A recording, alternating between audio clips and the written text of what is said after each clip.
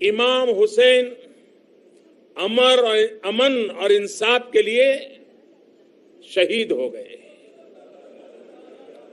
उन्होंने अन्याय और अहंकार के विरुद्ध अपनी आवाज बुलंद की थी। दोस्तों, आज हम आपको बताने वाले हैं कि हजरत इमाम हुसैन को लेकर हमारे देश के प्रधानमंत्री नरेंद्र मोदी ने क्या बड़ा बयान दिया है।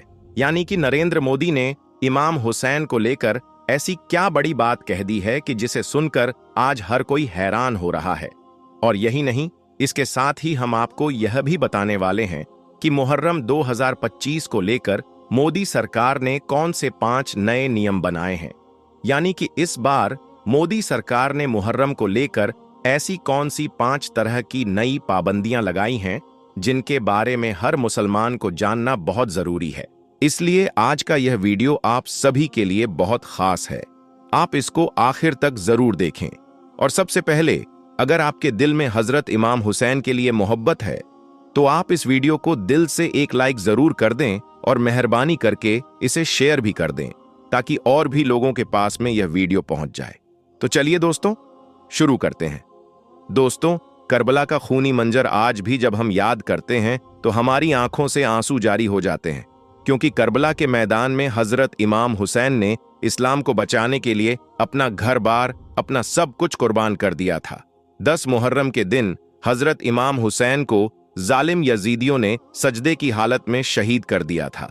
यही वजह है कि हजरत इमाम हुसैन को आज पूरी दुनिया जानती और पहचानती है, और सिर्फ जानती पहचानती ही नहीं है बल्कि दिल से मानती भी है। चाहे फिर कोई हिंदू हो या मुसलमान, यानी कि चाहे मुस्लिम हो या फिर गैर मुस्लिम, सब इमाम हुसैन को दिल से मानते हैं। और यह भी मानते हैं कि हजरत इमाम हुसैन जैसा बहादुर, जांबाज और अजीम शख्सियत आज तक पूरी दुनिया में दूसरा कोई नहीं आया है।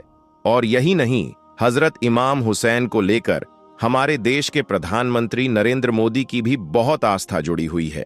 इमाम हुसैन को नरेंद्र मोदी भी दिल से मानते हैं। और यही नहीं, इमाम हुसैन को अपना आइडल भी मानते हैं। यही वजह है कि नरेंद्र मोदी ने इमाम हुसैन को लेकर ऐसी बड़ी बात कह दी कि जिसे सुनकर आज हर कोई हैरान हो रहा है। दोस्तों, हजरत इमाम हुसैन की शान को बुलंद करते हुए हमारे देश के प्रधानमंत्री नरेंद्र मोदी ने कहा है कि हजरत इमाम हुसैन जैसी अजीम शख्सियत आज तक पूरी दुनिया में कोई नहीं है। यानी कि नरेंद्र मोदी ने हजरत इमाम हुसैन की शहादत को याद करते हुए कहा, हम सबको अपने जीवन में हजरत इमाम हुसैन के पवित्र संदेश को उतारना है और पूरी दुनिया तक आपके पैगाम को पहुंचाना है, क्योंकि इमाम हुसैन अमन और इंसाफ के लिए शहीद हो गए थे। इमाम हुसैन ने अन्याय और अहंकार के खिलाफ अपनी आवाज को बुलंद किया था। उनकी यह सीख जितनी उस वक्त खास थी, उससे ज्यादा आज के दौर में अहम और महत्वपूर्ण है। अब आप खुद सुनिए कि प्रधानमंत्री नरेंद्र मोदी ने हजरत इमाम हुसैन को लेकर क्या बड़ा बयान दिया है। इसके बाद हम आपको मोदी सरकार के वह 5 नए नियम भी बताते हैं जो इस बार यानी कि मुहर्रम 2025 के मौके पर मोदी सरकार ने खास तौर पर लगाई है। इसलिए आप इस वीडियो को बगैर स्किप किए आखिर तक गौर से जरूर देखें। इमाम हुसैन अमन और इंसाफ के लिए शहीद हो गए। उन्होंने अन्याय और अहंकार के विरुद्ध अपनी आवाज बुलंद की थी। उनकी ये सीख जितनी तब महत्वपूर्ण थी, उससे भी अधिक आज की दुनिया के लिए ये अहम है। दोस्तों, अब हम आपको बता दें कि मुहर्रम वैसे तो इस्लामिक साल का पहला महीना होता है, लेकिन इसी महीने की 10 तारीख को यानी कि 10 मुहर्रम के दिन हजरत इमाम हुसैन ने इस्लाम को बचाने के लिए करबला के मैदान में अपना सब कुछ कुर्बान कर दिया था। यही वजह है कि जब भी मुहर्रम का महीना आता है तो हर इंसान के जहन में करबला का यह दर्दनाक वाकया घूमने लगता है। छोटे छोटे बच्चे भी हजरत इमाम हुसैन की शहादत को याद करके रो पड़ते हैं। और यही नहीं, बहुत सी जगहों पर हजरत इमाम हुसैन की याद में 9 और 10 मुहर्रम को ताज़िया भी निकाली जाती है। यानी कई जगहों पर मातमी जुलूस भी निकाला जाता है, जिसमें लोग ढोल ताशे बजाते हैं, हाथों में लकड़ियां लेकर चलते हैं और अखाड़ा वगैरह खेलते हैं। लेकिन कई जगहों पर तो हुल्लड़बाजी भी हो जाती है। बस इसी बात को ध्यान में रखते हुए इस बार यानी मुहर्रम 2025 को लेकर मोदी सरकार ने 5 नए नियम बनाए हैं, यानी 5 तरह की नई पाबंदियां लगाई हैं, जिन्हें लेकर पूरे मुस्लिम समुदाय में हलचल मच गई है। इसलिए इन नियमों के बारे में जानना आपके लिए बहुत जरूरी है। इस बार मोदी सरकार ने मुहर्रम के मौके पर खास 5 नए नियम बनाए हैं और अपने आला अधिकारियों को इनका पालन करवाने के सख्त निर्देश भी दिए हैं। साथ ही कहा है कि अगर कोई इन नियमों का पालन नहीं करता है तो उस पर कड़ी से कड़ी कार्रवाई की जाए। इसलिए आप इन 5 नियमों के बारे में अच्छी तरह से जान लें और इस बार मुहर्रम के मौके पर आप ये 5 गलतियां भूलकर भी ना करें। नंबर 1, शस्त्रों का प्रदर्शन न करें। दोस्तों, इस बार यानी मुहर्रम 2025 के मौके पर मोदी सरकार ने पहला नियम ये बनाया है कि कोई भी व्यक्ति सार्वजनिक स्थानों पर शस्त्रों का प्रदर्शन नहीं करेगा। अक्सर देखा गया है कि ताजिया के जुलूस में लोग हथियार लहराते हैं, हाथों में तलवारें और लकड़ियां लेकर चलते हैं। अब की बार सरकार ने आदेश दिया है कि अगर कोई व्यक्ति अवैध हथियारों के साथ पकड़ा गया या हथियार लहराते हुए पाया गया तो उस पर सख्त कार्रवाई की जाएगी। इसलिए इस बार मुहर्रम के मौके पर यह गलती भूल कर भी न करें। ताजिया के जुलूस में किसी भी तरह का हथियार न रखें और न ही किसी प्रकार का प्रदर्शन करें, वरना आप गंभीर कानूनी परेशानी में फंस सकते हैं। नंबर 2, हुल्लड़बाजी न करें। मोदी सरकार का दूसरा फरमान यह है कि मुहर्रम के अवसर पर कोई भी व्यक्ति सड़कों पर भीड़ इकट्ठा कर हुल्लड़बाजी न करे, क्योंकि हाल ही में देखा गया है कि कुछ असामाजिक तत्व इस मौके का फायदा उठाकर भीड़ भाड़ वाली जगहों में पहुंच जाते हैं और सांप्रदायिक माहौल बिगाड़ने की कोशिश करते हैं। सरकार ने पुलिस और प्रशासन को निर्देश दिए हैं कि संवेदनशील इलाकों की निगरानी करें और जहां भी कानून व्यवस्था को खतरा हो वहां तुरंत कार्रवाई करें। इसलिए इस बार मोदी सरकार ने मुहर्रम के मौके पर अपने आला अधिकारियों को निर्देश दिए हैं कि वे संवेदनशील इलाकों में मॉनिटरिंग शुरू करें और इस तरह से माहौल खराब करने वालों पर कड़ी से कड़ी कार्रवाई की जाए। नंबर 3, ड्रोन कैमरों से नजर रखी जाए। दोस्तों, मोदी सरकार ने अपने आला अधिकारियों को तीसरा दिशा निर्देश यह दिया है कि इस बार मुहर्रम के मौके पर और खासकर ताजिया के जुलूसों में अगर कहीं भी कोई माहौल खराब होता है तो ऐसी जगहों पर तुरंत धारा 144 लगाई जाए और वहां नियमों का सख्ती से पालन करवाया जाए। सिर्फ यही नहीं, ऐसी जगहों पर तुरंत पुलिस की तैनाती भी की जाए और ड्रोन कैमरों से खास निगरानी रखी जाए। इसका मतलब यह है कि इस बार मुहर्रम के मौके पर मोदी सरकार ने अपने आला अधिकारियों को सख्त निर्देश दिया है कि ताजिया के जुलूसों में ड्रोन कैमरों से लोगों पर नजर रखी जाए और जगह जगह पुलिस बल की तैनाती सुनिश्चित की जाए ताकि कहीं भी कोई सांप्रदायिक माहौल खराब न हो सके। इसके साथ ही जगह जगह गाड़ियों और बाइकों की चेकिंग भी की जाए और इस दौरान यदि कोई व्यक्ति पुलिस की कार्रवाई में दखलंदाजी करने की कोशिश करता है तो उस पर तुरंत कड़ी से कड़ी कार्रवाई की जाए। नंबर 4, सोशल मीडिया पर निगरानी रखी जाए। दोस्तों, मोदी सरकार ने इस बार मुहर्रम के मौके पर अपने आला अधिकारियों को चौथा फरमान यह दिया है कि सोशल मीडिया पर 24 घंटे निगरानी रखी जाए। इस मौके पर यदि कोई व्यक्ति सोशल मीडिया के जरिए किसी भी तरह की अफवाह फैलाता है या कोई आपत्तिजनक पोस्ट करता है तो उस पर कड़ी से कड़ी कार्रवाई की जाए। साथ ही मोदी सरकार ने यह भी निर्देश दिए हैं कि जो भी कोई व्यक्ति भड़काऊ बयानबाजी करता है उन पर भी विशेष निगरानी रखी जाए और फिर उनके खिलाफ कानूनी कार्यवाही की जाए। नंबर 5, धर्मगुरुओं से खास अपील। दोस्तों, इस बार मोदी सरकार ने मुहर्रम को लेकर मुस्लिम धर्मगुरुओं से खास अपील की है और कहा है कि वे इस बार मुसलमानों को समझाएं कि कोई भी व्यक्ति ताजिया के जुलूस में हुल्लड़बाजी न करे, हथियारों का प्रदर्शन न हो और पूरे आयोजन को शांति और अनुशासन के साथ संपन्न किया जाए। इसी के मद्देनजर बहुत सी जगहों पर मुस्लिम धर्मगुरुओं ने मुहर्रम को लेकर अपनी तरफ से एडवाइजरी भी जारी कर दी है, जिसमें लोगों से शांति के साथ ताजिया का जुलूस निकालने की अपील की गई है। दोस्तों, याद रखें, मुहर्रम का महीना बहुत ही रहमतों और बरकतों वाला महीना है। इस पाक महीने में अल्लाह ताला की खूब इबादत करें, 9 और 10 मुहर्रम के दिन रोजा रखें और नेक और अच्छे कामों में हिस्सा लें। लेकिन साथ ही इस महीने में कोई ऐसा काम न करें जिसकी वजह से आपको या आपकी कौम को किसी तरह की परेशानी का सामना करना पड़े। इस बार हजरत इमाम हुसैन की शहादत को याद करते हुए इन 5 नियमों का सख्ती से पालन करें। अल्लाह से दुआ है कि वह हमें सही और गलत में फर्क समझने की तौफीक दे और हजरत इमाम हुसैन की तरह दीन ए इस्लाम के लिए मर मिटने का जज्बा हमारे अंदर पैदा करे। आमीन। अगर आप भी यही दुआ करते हैं तो कमेंट बॉक्स में एक बार आमीन जरूर लिखें। दोस्तों, इस्लाम आज के दौर में पूरी दुनिया में सबसे तेजी से फैलने वाला मजहब बन चुका है। एशिया और अफ्रीका के बाद अब यूरोप में भी इस्लाम मजबूती से अपनी जड़ें जमा रहा है। ताज़ा रिपोर्ट्स के मुताबिक आज यूरोप में मुसलमानों की आबादी करीब 7.5% यानी लगभग 5 करोड़ 10 लाख है और आने वाले सालों में यह संख्या और भी तेजी से बढ़ने की उम्मीद है। अनुमान लगाया गया है कि 2050 तक यूरोप की मुस्लिम आबादी 7.5% से बढ़कर 14% तक पहुंच सकती है। यह इस बात पर निर्भर करेगा कि वहां प्रवास यानी माइग्रेशन कितना होता है। हालांकि कई यूरोपीय देशों में इस्लाम को लेकर पाबंदियां और नफरतें हैं, फिर भी इस्लाम वहां तेजी से फैल रहा है। कुछ देशों में तो अब इस्लाम सबसे बड़ा धर्म बन चुका है। इस वीडियो में हम आपको यूरोप के 5 ऐसे बड़े देशों के बारे में बताएंगे जहां मुसलमानों की आबादी सबसे ज्यादा है। नंबर 5, रूस। आज के वक्त में रूस यूरोप के उन देशों में शामिल है जहां मुसलमानों की आबादी लगातार बढ़ रही है।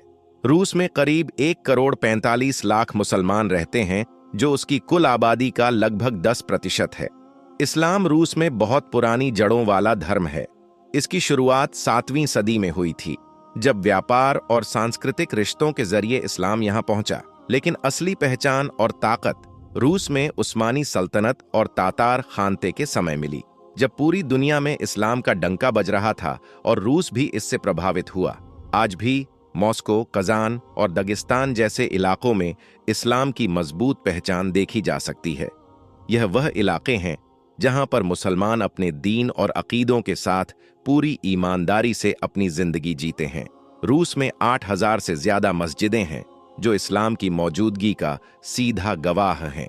इनमें से कई मस्जिदें तो सैकड़ों साल पुरानी हैं, जो अपनी ऐतिहासिक और खूबसूरत तामीर के लिए मशहूर हैं। मॉस्को की कैथेड्रल मस्जिद और कजान की कुल शरीफ मस्जिद को देखिए। यह मस्जिदें रूस के मुस्लिम समाज की महानता और ऐतिहासिक महत्व को दर्शाती हैं। मुसलमानों की तादाद रूस में लगातार बढ़ती जा रही है, खासकर उन इलाकों में जैसे काकेसस, तातारस्तान और बशकोर्तोस्तान, जहां इस्लाम गहराई से फैला हुआ है।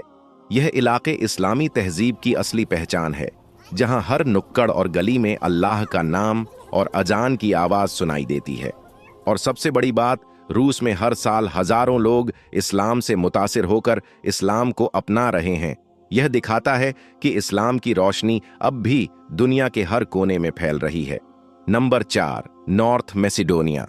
यूरोप का एक और मुस्लिम बहुल और खूबसूरत देश है नॉर्थ मैसेडोनिया, जो अपनी बेमिसाल खूबसूरती, तरक्की और पुराने इतिहास के लिए मशहूर है। यह यूरोप के उन गिने चुने देशों में से है जहां इस्लाम ने गहरी जड़ें जमा ली हैं। यहाँ की कुल आबादी करीब 20 लाख है, जिनमें से 6.6 लाख से ज्यादा लोग मुसलमान हैं। यानी देश की कुल आबादी का लगभग 32.2% हिस्सा इस्लाम को मानता है। इस्लाम यहाँ उस्मानी सल्तनत के द्वार में पहुंचा और धीरे धीरे एक मजबूत मजहब बनता गया। तुर्की हुकूमत के दौरान बड़ी संख्या में लोगों ने इस्लाम को अपनाया, जिससे यहाँ मुसलमानों की आबादी तेजी से बढ़ी। आज भी नॉर्थ मैसेडोनिया के शहरों और गांवों में इस्लाम की गहरी छाप देखी जा सकती है, जहां हर जगह अल्लाह की तौहीद और रूहानियता की पहचान नजर आती है। इस छोटे मगर खूबसूरत देश में लगभग 800 मस्जिदें हैं, जो इसकी इस्लामी विरासत और धार्मिक महत्व को बयान करती हैं। इनमें से कई मस्जिदें सैकड़ों साल पुरानी हैं और तुर्की वास्तुकला की बेहतरीन मिसाल पेश करती है। मुसलमान यहाँ पूरी आज़ादी के साथ अपने मजहबी रिवाज अदा करते हैं और इस्लाम हर गुजरते साल के साथ और भी मजबूती से फैलता जा रहा है। नॉर्थ मैसिडोनिया में इस्लाम सिर्फ एक मजहब नहीं है, बल्कि यह यहाँ की संस्कृति, समाज और विरासत का अहम हिस्सा बन चुका है। यही वजह है कि आज भी यहाँ हर तीसरा शख्स मुसलमान है और आने वाले सालों में इस तादाद में और इजाफा होने की पूरी उम्मीद है। इस्लाम का असर यहाँ की जिंदगी के हर पहलू में दिखाई देता है और यह देश इस्लामी सभ्यता का एक अहम केंद्र बनता जा रहा है। नंबर 3, बोस्निया और हर्जेगोविना। यूरोप का एक ऐसा मुल्क है जहाँ इस्लाम का प्रभाव सबसे ज्यादा है, बोस्निया और हर्जेगोविना। यह छोटा सा देश आज यूरोप में अपनी इस्लामी आबादी और ऐतिहासिक महत्व के लिए जाना जाता है। इस मुल्क की कुल आबादी लगभग 32 लाख है, जिनमें से 17,65,000 लोग मुसलमान हैं। यानी यहाँ की लगभग 51% आबादी इस्लाम को मानती है। इस्लाम यहाँ 15वीं और 16वीं सदी में उस वक्त पहुंचा जब तुर्क सल्तनत ने इस क्षेत्र पर कब्जा किया।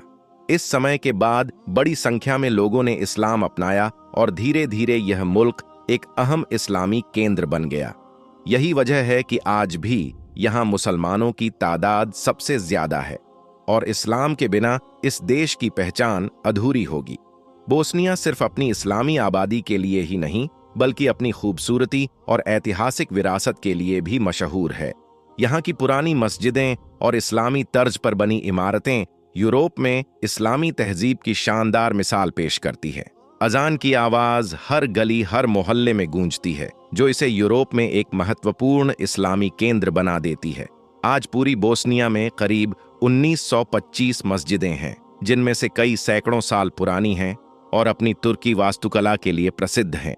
बोस्निया में कभी धार्मिक संघर्ष भी हुए, लेकिन इसके बावजूद यहाँ इस्लाम ने अपनी पहचान बनाए रखी है और इस्लामिक मूल्यों का सम्मान किया जाता है। यही कारण है कि हर साल यहाँ मुसलमानों की आबादी में इजाफा हो रहा है। बोस्निया आज यूरोप में इस्लाम की एक मजबूत पहचान बन चुका है और आने वाले समय में यहाँ इस्लामी तहजीब के और भी विस्तार की उम्मीद है। Number 2, Albania. यूरोप का मुस्लिम देश अल्बानिया यूरोप के उन गिने चुने मुल्कों में से एक है जहाँ इस्लाम सबसे ज्यादा फैला हुआ है। यहाँ की कुल आबादी करीब 28 लाख है और उनमें से लगभग 16,45,000 लोग मुसलमान हैं, यानी करीब 59% आबादी इस्लाम को मानती है। इस्लाम यहाँ 17वीं और 18वीं सदी में पहुंचा, जब उस्मानी सल्तनत का इस इलाके पर राज्य था। उसी दौर में बड़ी तादाद में लोगों ने इस्लाम कबूल किया और तब से आज तक यह मुल्क मुस्लिम बहुल यूरोपीय देशों की फहरिस्त में मजबूती से शामिल है। लेकिन अल्बानिया सिर्फ इस्लामी आबादी की वजह से ही नहीं जाना जाता, बल्कि यह देश अपनी खूबसूरत पहाड़ियों, साफ सुथरे समुद्री किनारों और खुले दिल से स्वागत करने वाले लोगों की वजह से भी मशहूर है। देश का लगभग 70% हिस्सा पहाड़ों से घिरा हुआ है, जिसकी वजह से आबादी थोड़ी सीमित है, मगर इस्लाम यहाँ गहराई से अपनी पहचान बनाए हुए है। आज पूरे अल्बानिया में करीब 850 मस्जिदें हैं, जिनमें से बहुत सी सदियों पुरानी है। इन मस्जिदों में तुर्की दौर की वास्तुकला की झलक साफ नजर आती है। यहाँ के मुसलमान शांतिप्रिय, खुशमजाज और तहजीब से भरे हुए हैं। यहाँ इस्लाम को महज एक मजहब नहीं, बल्कि एक मुकम्मल जिंदगी की तहजीब समझा जाता है। अल्बानिया को अक्सर यूरोप में मुस्लिम बहुल पहचान वाला देश कहा जाता है और आने वाले सालों में उम्मीद है कि यहाँ इस्लामी आबादी और भी बढ़ेगी। यानी अल्बानिया यूरोप में इस्लाम की एक जिंदा और रोशन तस्वीर पेश करता है। Number 1, Kosovo. यूरोप का सबसे बड़ा मुस्लिम बहुल देश। यूरोप के दिल में बसा कोसोवो वो मुल्क है जहां इस्लाम सबसे ज्यादा फैला हुआ है। करीब 19,40,000 की कुल आबादी में से 95.6% यानी लगभग 18,55,000 लोग मुसलमान हैं।